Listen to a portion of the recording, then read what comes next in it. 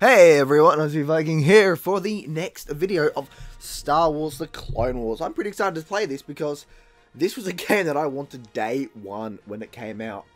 But I don't think I actually had an Xbox at the time. I didn't. I got an Xbox in 2005, so I didn't actually have time to play it. I couldn't get it, and it kind of sucked. But I've got it now, so let's go. This is made by Pandemic, which is why the gameplay is so good. And the fact that you've got like vehicles and stuff. And you should tell because this is a tank that's actually in the original game. In Battlefront 2. What's interesting is this kind of actually has a good Battlefront feel to it. Of course it does because it was made by the same people. But like, it's really good. At least from what I've played. Because I've played a bit beforehand. And I shouldn't have done that. But yeah.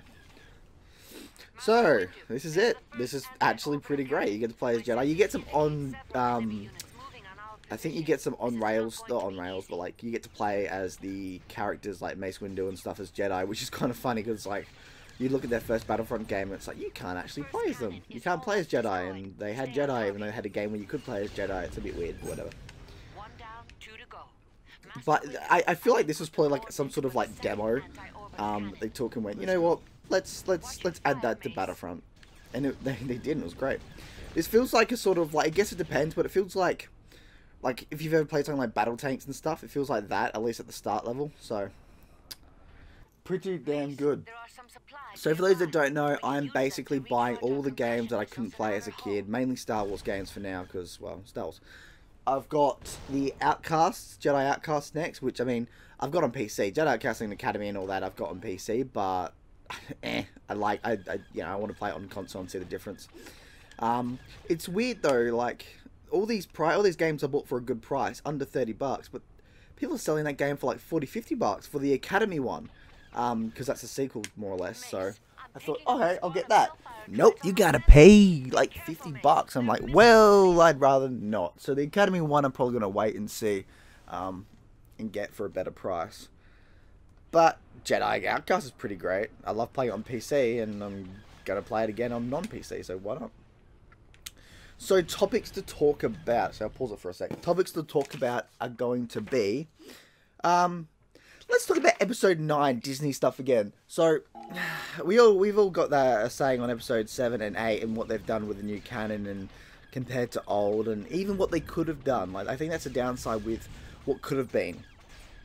If you started this series off at the Jedi Temple and you had, well, Kylo fall to the dark side, that would have been perfect. That would have been interesting and... all that. You could have really shot between his dark and light side. You could have had Rey as a female Jedi Padawan and stuff like that, and that would have been fun. And the idea, but here's the thing, don't make it like the prequels where him turning dark destroys the Jedi. Have it that he turns bad and he gets rid of the Jedi, and the Jedi have to leave and, you know, they become outlasts or something like that, you know. You could have done like a war. Like the Clone Wars, but it's Jedi between the First Order. That would have been great. That would have been cool. It would have really shown how similar he is to Darth Vader and Anakin and all that. But, what do we get? Oh, nice. Some sort of, like, secret. Hey! A 5-unit. Cool. Guess they have little secrets here. But what do we get? Nothing. We get nothing. We get... we just get crap. We just get crap. But... I feel like it could somewhat be fixed in the next game. How so? In the next movie. How so? Well, have it that Rey creates New Jedi Order. Now, as much as a lot of fans don't want that, and they want the old extended universe where Luke created the New Order, and actually did well with it, it's not going to happen. We've got to accept that. And, well, you don't have to accept it. You can say how bullshit that is, and it is bullshit, especially with their political agenda. If they didn't push Rey with that political agenda and she was a character that failed a lot and actually was, you know, likable, then I would be fine with her making the New Jedi Order. But she's not a good Star Wars character, so I'm pissed that she's going to be the New Order. But this is to fix Episode 9 and stuff like that. We can get some good out-of-universe stuff as her being a Jedi Master and stuff later on, but as it is, if they start off Episode 9, have it with a time skip, which I think 9% of us are expecting, and I'm sure that's what they're going to do. So, we get a time skip. Going first person here. We get a time skip. She's starting off a new Jedi Council, whatever, or Jedi Order, yada yada. We have more lightsaber wielders, which is awesome. Yay. we actually finally get what we were hoping for since 1983 with Return of the Jedi, where, you know, it said in the fucking title that we were going to get Jedi returning, not wannabe fuckwit Jedi. I'm starting to get angry again. I gotta stop being angry. Let's not be angry, okay? There is some stuff I like. There is stuff I like about the new Star Wars. Don't get me wrong. Kylo Ren's great. His lightsaber's great. New Order's, while it's a rip-off of the Empire, which, I mean, makes sense, I guess, since it's a remnant, but it could have been better. We all know that. I really like these rockets as well. They did a really good job of this. Oh shit. Oh, I fell. Oh, I fell. Okay. That was terrible. So, we'll have it that there's a 10-year gap, or at least 10 years. Rey creates a new Order of Jedi, and Ren creates a new Order of Dark Jedi Sith Knights of Ren. So, even though... Because the idea, I think, the best way to do it is Rey creates a new Order of Jedi that learn from the mistakes of the past. Ren creates a new First Order / Dark Jedi, Dark Sith that learn, like kind of like the one Sith from Legacy. If they went that route, I would forgive not everything, but I would be like, okay, this is a good start. Okay, if they did something like the one Sith, that's a good start, Disney. So if they do something like that, Ren has his own Dark Jedi and all that with the First Order, and Rey creates a new level of Jedi. That's let's be honest here, that's something that a lot of people want to see, and that would be like, yay, we've got something new, awesome. Like, let's be honest, that would be great. That would be really, really great and interesting, and like, wow.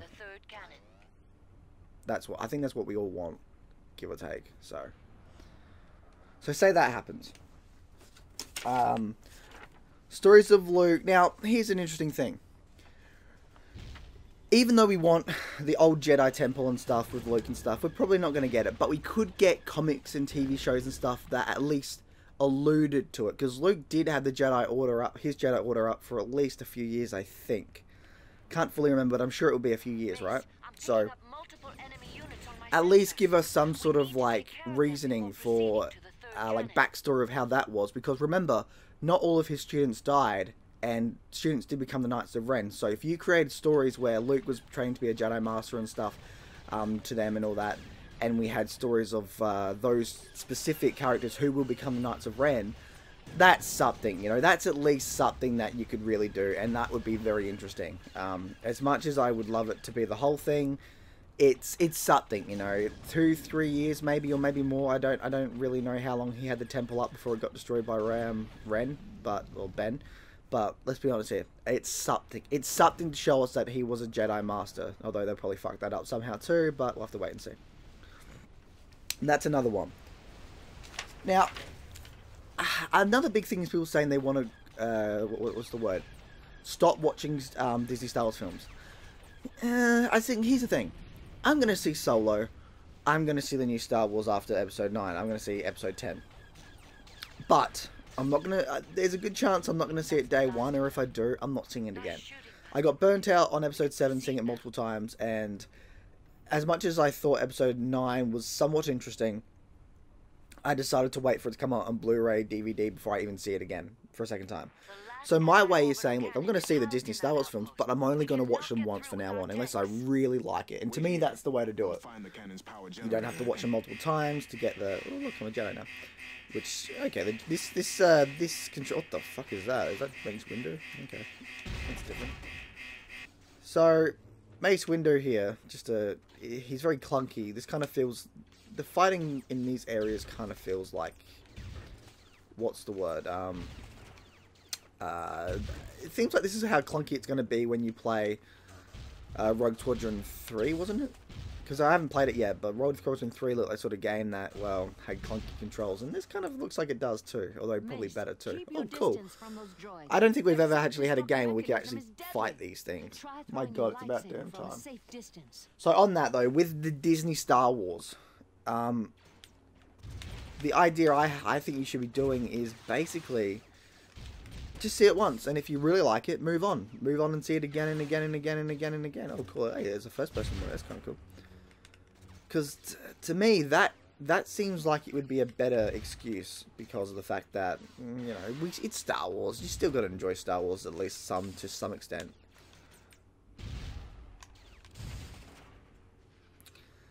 Which, you can do. Like, I'm kind of interested to see The Last Jedi again, even though I know it's not, like, I like it more than Episode 7, but that's not saying much. It's like, Episode 7's a 5, this is a 6, maybe a 7, if the, like, what are they called? The deleted scenes are interesting and considered canon and stuff like that. Which I hope they are. But it's a bit weird how that works. It's a shame though. It is a massive shame what Star Wars has kind of become. Like, don't get me wrong, there is some good stuff here. I like Rogue One. That was the best way to do it. You had the prequel references, you had the OT trilogy reference, and you even had some sequel trilogy references, which, or at least had alludes to those. So that was cool. I like that. I think that's the way to go. But whether or not that's what we get later on, you know, who knows. I don't think we should go too crazy over what Disney's doing, because we should definitely show that we don't want their bullshit though. We should definitely show that. Why? Because if we don't, they're going to continue making bullshit SJW crap. And I don't like that. I'm fine with women being strong. I'm fine with having a theme of powerful women. But when it's... Look at Wonder Woman. That had Wonder Woman who's a powerful woman, but it also had powerful men. And the way Wonder Woman works is the men would inspire Wonder Woman, and Wonder Woman would inspire the men. That's how you do it. You have both sexes inspire each other and work off each other. So, if one fails at something, they could be excel at another thing. But that's brought out by Wonder Woman being like, look, I know you. I've learnt who you are. You're a better human being and stuff like that. And I died again. What the hell? I don't think... I gotta look up the controls for how that works. But yeah, like, that's how you should do it. And that's something that isn't exactly going on here. Right now, it's just SJW willing to better everything. It's like, well, really? I mean, you know what? I think I know why Snoke wasn't turned into a female like they originally had. Because she would have been killed by a man. And to be truthful, they should have done that. If you had a female, which, let's be honest here, the females, Darksiders in the Extended Universe were friggin' awesome. If you had females that would just kick ass like they were in the original game, I mean, the original universe, you've done well. Those females in the original universe were freaking great. Like Luminara, or Luminaya, it was no good. The one with the whip was awesome. Let's be honest here, it was awesome. And now she's, well, dead, but still. But my god, like, women have been awesome Star Wars villains, and they should be. I want more female, crazy female killers. I want to see more crazy females. If Rey turned into the dark side at the end of the new episode, I would have been like, frick yeah, man. That's what it should have, that's what we should have gotten. Ren being like, yeah, nah, screw this. Rey should have, okay, Rey killing Snoke would have been a bit annoying, and a lot of people would have been pissed, but if Rey killed Snoke and became into a dark side user, I think a lot of people were like, alright, cool. I'm not against that. Rey being a dark side user would be great, but now if she ever becomes a dark side user, you're like, well, why does it matter? She sucks now. Why do I care what she is now? We're up to the edge of this trilogy now, like, fuck it, man. Yeah, man, I tell you. Disney really did not know how to make Star Wars. And say what you want about Lucas, but he knew how to make Star Wars. Some of his decisions might have been a bit one-sided, but he made Star Wars, it's his baby. And he's now regretting it. Like, you can tell he's regretting it. So, there is that. Alright, we've taken down the shooty, and I'm sure this will go to Clone Wars, where hopefully we get the battle arena. That'd be so cool. If you notice, Genosha is like one of the best Star Wars moments ever. Of course it is, the start of the Clone Wars. And if you say it's not, then you're just a purist wank stain. Get the fuck out of here. The Clone Wars are the shit. Hell yeah, the Clone Wars are the shit. Okay, destroy the opposing enemy landing team. Alright, cool. So that's my stuff on those Star Wars things. Another thing is, okay, let's talk about games. We need more games. The last Star Wars games we've gotten have been Battlefront 1, which was okay if you got it on sale. So I consider Battlefront 1 an okay, good game. At the most, it's like a 7. maybe a 6, depending on how you do things. But that's because when I got the original Battlefront 2015, I got it on sale, $28, and I got the game. I got like a year's worth of patches. I got a t-shirt, a mug and stuff, so I got my money's worth already between the contents of my $28 purchase. Plus, by the time it came out, they added things like skirmish and stuff for free, so I was able to play that, and I was given a whole lot of good content to play by the time I got it. And then later on, I got the season pass for like another $25 on sale, so for $50, I basically, $52, I got my money's worth, which I did. I absolutely did. Because I still play the game today, even now, although it's mainly offline, but still. And then you got Battlefront 2, which I think is a superior game. All we need is more offline content. All we need is more oomph, basically, more content, which we'll get soon. We'll get that one day. We're going to get it. So really, I'm fine with waiting. So those two games to me were great. And then you got the Lego games, which were great. I mean, I grew up with the Lego original trilogy, the Lego prequel trilogy ones. I grew up with the Lego games, and they were awesome. So that's that, okay? But that's about it. There's no more. And I think a lot of people have said, look, Disney really should have changed it up by going, look, EA, you can create a certain amount of games, but we're going to leave the license open so other people can make games. And that's what they should have done. They should have done that, you know. Hey, a studio wants to make a game, you want to make a Star Wars RPG, go for it. Because if you leave it to one company, they can do what EA's done and go, well, we don't think this is a worthy game now, so we're going to cancel it, which was a dumb mistake. Then again, if they cancelled it, and it was a linear game like, say, Uncharted, and they said, alright, you got an open world game that's on par with, say, The Witcher 3 in terms of content, I'd be fine. You know, it would be hard to do, but it'd be worth it. God, everything's going crazy now. Jesus. So, yeah, that's what I think they should have done. Because if you grew up with the prequel trilogy, you got the best video games. You got Clone Wars, Republic Commando, Battlefront, the Phantom Menace games, the Clone Wars games, the Starfighter games. You got yourselves a fantastic amount of Star Wars games, which were better than, I would say, the ones around the 70s and 80s. The 90s games were kind of for everyone, even though the prequels weren't really... Well, okay, Episode 1 was, but for that time being, I think there was a lot of great Star Wars games in the 90s, but I think they excelled more so in the 2000s when the prequels came out. And they were like, hey, let's create prequel games and RPGs and stuff, and let's be inspired by all of that. Of course, that's also things like KOTOR and Jedi Outcast and stuff. I still count them as part of the same games because they were around that same amount of time. And when you look at those games now, there are some subtle references to like the prequels and stuff, which they would probably help inspired by and all that. And things like double-bladed sabers and all that. And they took, you know, like Jedi Academy. That was definitely inspired by what we saw in the Jedi Council and the prequels. But obviously doing what they should have done and learn from their mistakes. That was cool, you know. So I consider basically the mid-90s to 2010. I would say was the best years for gaming for Star Wars fans, because we got some good shit. Now, however, gaming for Star Wars is a bit, well, lackluster. We've got some good games, but they could be better, and they could have more content, and we could have more genres. I want an open world Star Wars game like The Witcher 3. I want an RPG game like KOTOR, or just give me KOTOR 3. That'd be fine too. We want all of that, but we have to wait and see.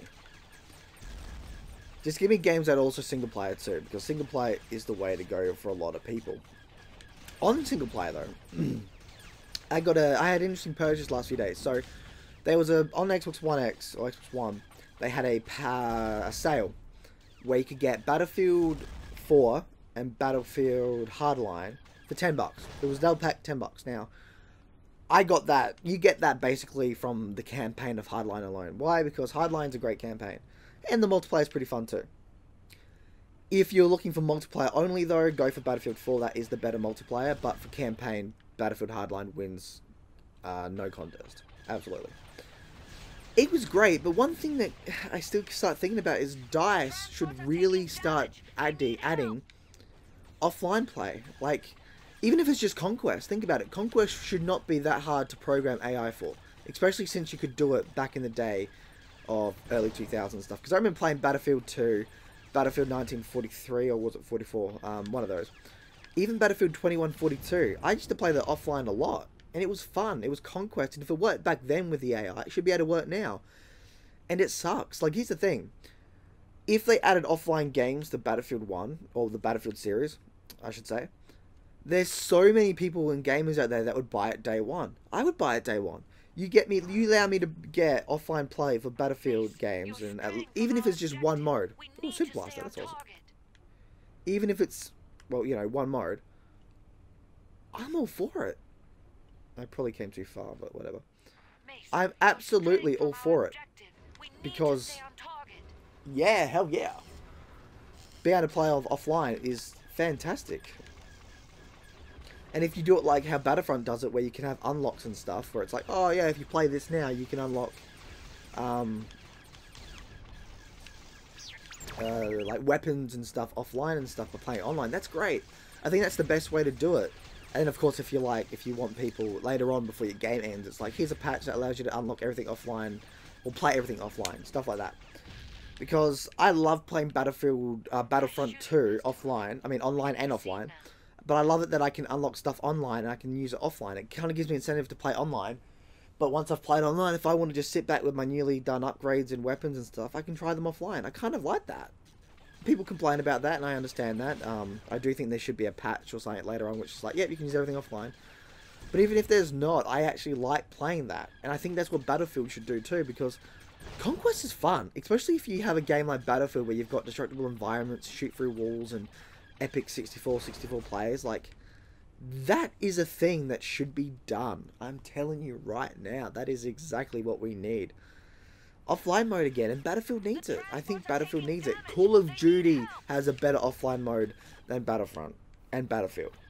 At least, well, for now, Battlefield, at least, because Battlefront's getting better, but even then, that's a bit strange, because like Battlefield used to be the best in terms of offline gameplay for big, epic battles. So many other games copied from it. Quake, what was it? Quake Total War or Quake Enemy Territories? That was pretty good. Needed more gore, but whatever. That was great. You could play it offline, and it was a Battlefield game. I thoroughly enjoyed it.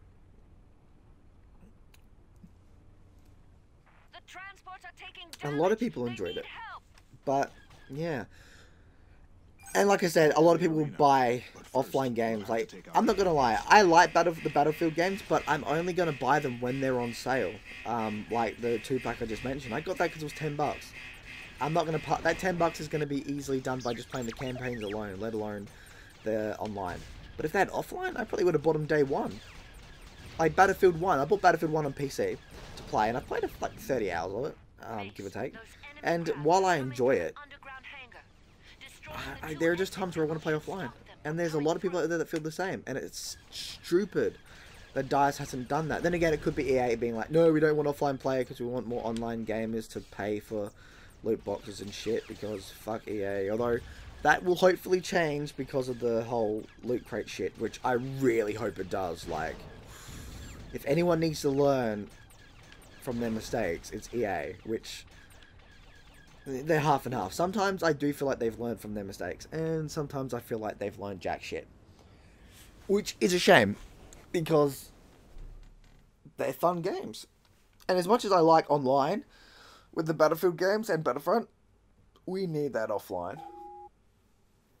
Because think about it, you've had a hard day, you just want to kill things, and you've played the campaigns a lot and stuff, and you go in, you want to just play and kill things, but you can't. You can't, because everyone online is just better than you, because your mind's not in there and stuff like that. You know, it's just give us offline. Speaking of awesome, holy shit, that is cool. Okay, that is awesome. I love Geonosius. Hey, Geonosius. Oh. Best scene ever. I gotta admit, this is cool. Clone Wars is just so good. They need to make it a full game on Clone Wars, or basically get Battlefront 2 and make it like all Clone Wars. I want the AT-ET, or what is it, AETA, I don't know. I like them better than the Hoth ones. Okay, we're gonna skip that, because I don't care. That's actually pretty damn good for back then with the epic stuff. But just imagine this next gen freaking DICE just creating this in like a campaign mode or just something. Because look, hang on, look. freaking things flying up. Although they should be the ball orb things, but oh. Like, my god, that's so freaking cool. Ah, so good. Now, can I drive? I mean, he's probably not like open world where I can do that, but oh man, I just want. It's crazy how the only game that's given us something like this is the Clone Wars game and the Battlefront series, like, and I guess Republic Commando, because look at it, giant open battlefield, killing everyone. That would be so fucking good to play. God damn it. Sorry, but I'm a big Clone Wars fan, from the movie to the series, and it's just, there's so much potential, untapped potential here, that nobody seems to understand. Oh, that's so cool. Is there a first person mode? Oh, yeah. Oh shit, oh shit. No, no, oh shit, hang on. Is there a... controls? Options, is there a way to change those controls? No. Well, that kind of sucks, but oh. It's still fun. Like, this is cool. This is great. This is something that not even Battlefield, no, Battlefront did. God damn it, it's hard to get them all, get them mixed up. But this is fucking great. Shit, yeah. Oh, and there's like, there's things in there. Oh my god, yes. This is my childhood right here. This is exactly what I wanted to see, like, in a video game. As soon as I saw Attack of the Clones in the cinema, I was like, I want a video game like that where I can just play the battle. And this, oh, fuck Hoth, fuck Yavin. This is the true battle of Star Wars. This is just the shit right here. I've probably just pissed off a lot of Star Wars fans and purists, but whatever. Yeah, I don't care. I'm having fun. Why care what people think when you're having fun? Got a point. Oh, that's cool. So left slows you down, right trigger whacks it up. Y, what is Y? That's, oh, it's a lock on. That's cool. Okay. Don't want to. Oh, shit. Hang on. For the Republic! I kind of wish there was a bigger lock on, but considering how many like crazy ass ships they've got everywhere and stuff, it's kind of like a good thing. For the Republic! Oh man. And what's great is this isn't just like a Starfighter Assault sort of game. This is actually like something different. That's pretty good. That is really good. It's a variety of vehicles. I think there's 5 vehicles throughout the whole game, which isn't bad. I mean, I think you get walkers, ships, tanks, of course, and I think if I can drive an AT, ET or whatever, the terrain vehicles, then I'm all good. Oh, hang on. There's a Techno Union ship. Can I destroy it? Probably not. I don't care. I want to shoot it. God damn it. I have to admit, this is great. I mean, this is great. I'm loving it. Loving it.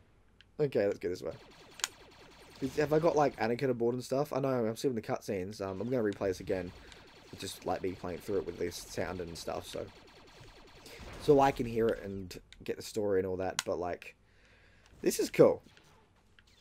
Can I play as Anakin too? Because Anakin's awesome. And Anakin... Let's put it this way. I know I'm just going to, like, giddy over Anakin because he's, like, my favourite character. But, like, Anakin, if you compare Anakin to Luke, Anakin was the better Jedi because he... I mean, he does more, and I get it. He was in a world where Jedi were rampant, but... If you consider... Even if you consider, like, Episode 2 Anakin to Episode 2 Luke... Anakin wins, because Anakin does a lot of crazy shit. Even, I'd go as far to say Anakin in Revenge of the Sith was a better Jedi than Luke, at least in terms of what he could do. But I also understand that Luke, at least in the old canon, was stronger by the end of his lifespan and stuff like that, which would have been awesome to see. And this is the thing I don't get. With The Last Jedi, people are defending it by saying, we didn't have to see Luke cut down stormtroopers, that's not who he is, and it's like, I don't care who he is or he isn't. I think a lot of us can say we want to see at least Luke kick some crazy shit. We want to see him kick ass. Why? Because he kicked ass in the other films. Why not now?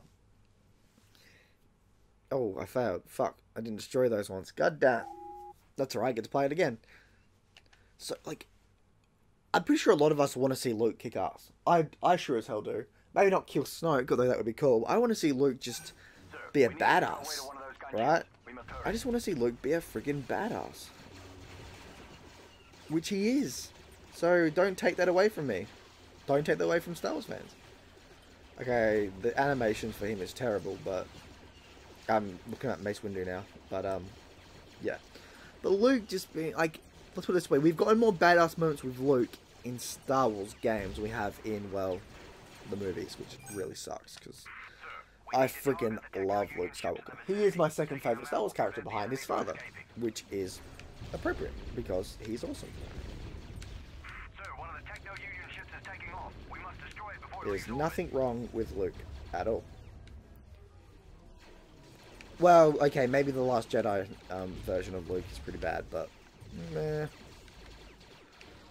Now, here's the thing. I've said this before in my other video about why Luke... So, Luke sort of works in The Last Jedi, but he doesn't at the same time. And I say he sort of works is because him becoming a grumpy old man is realistic in certain instances, but they never explained why. They explained it that he had a moment relapse against Kylo, but why? What made him feel that? Oh, he felt the darkness, but why? What made him feel like he had to attune himself to that darkness? And that's the one thing I think a lot of fans are seeing is we needed just that little bit more explanation. And you know what? That explanation could have been far easy done by saying that his wife died, have it that Mara Jade was his wife, have it that Luke lost his wife, and he lost her on a mission where him, his wife, and Ben were on a mission together.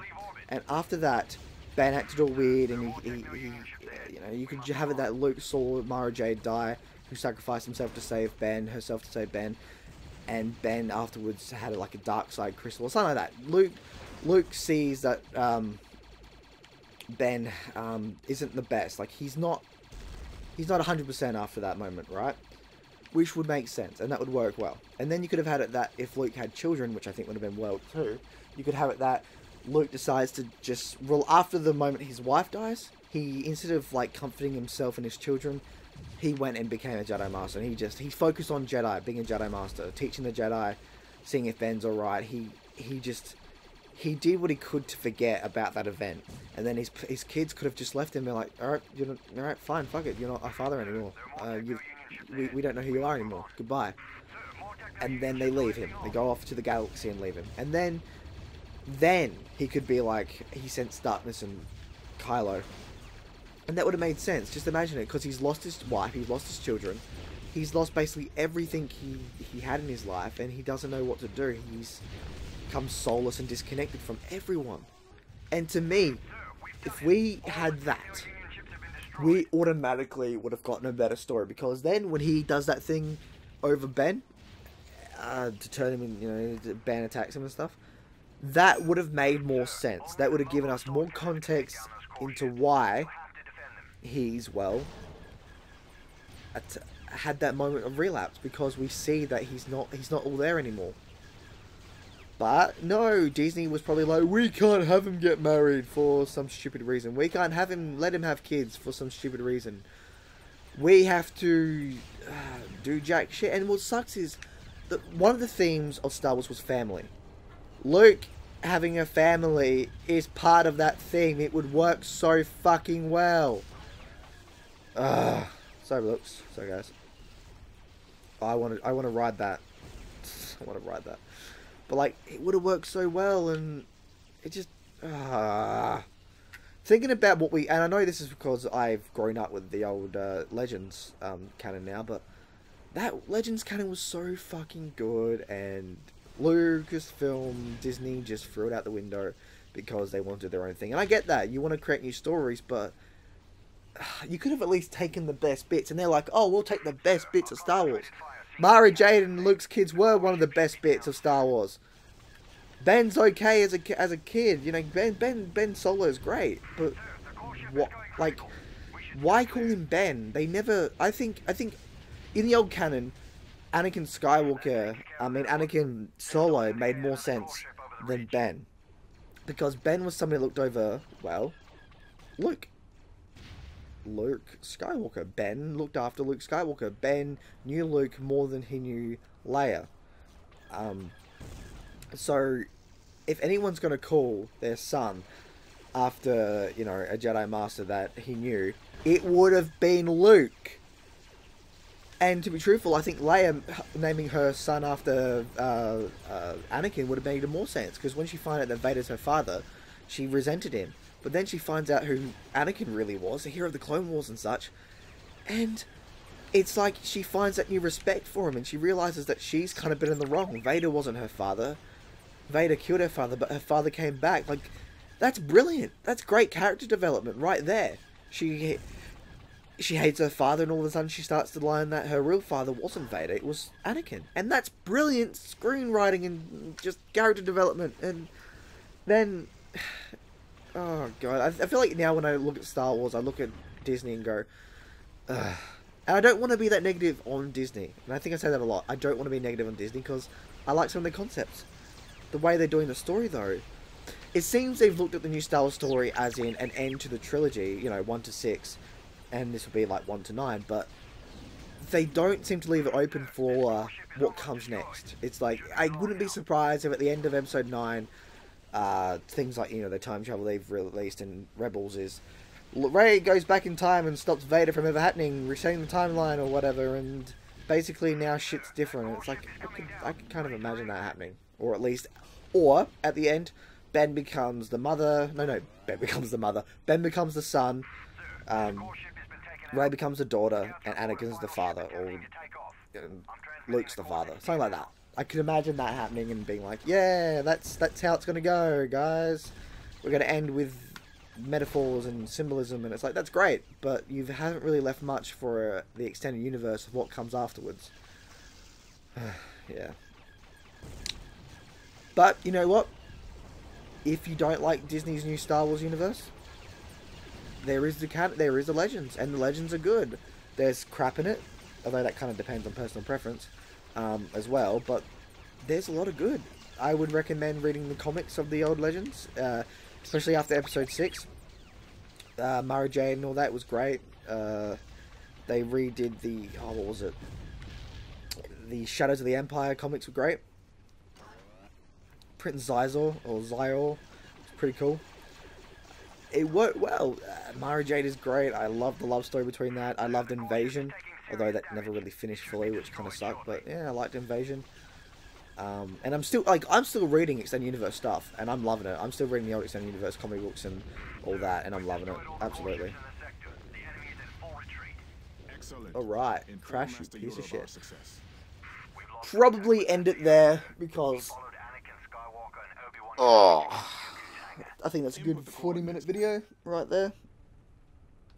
We'll just skip that. Ooh, Dark Acolytes. Hang on, let's just see what these Dark Acolytes are. Oh, Jesus Christ. They're Sith. Alright, we'll stop there, because, yeah. Alright, we'll stop there. Sorry about my rants and stuff. I do rant a lot, but, yeah. I love this game. I can't wait to play more of it. I'm definitely going to finish it, and I'm going to, you know, move on to Jedi Outcast and stuff like that. But, yeah. Aussie Viking out, Sim Valhalla. Bye.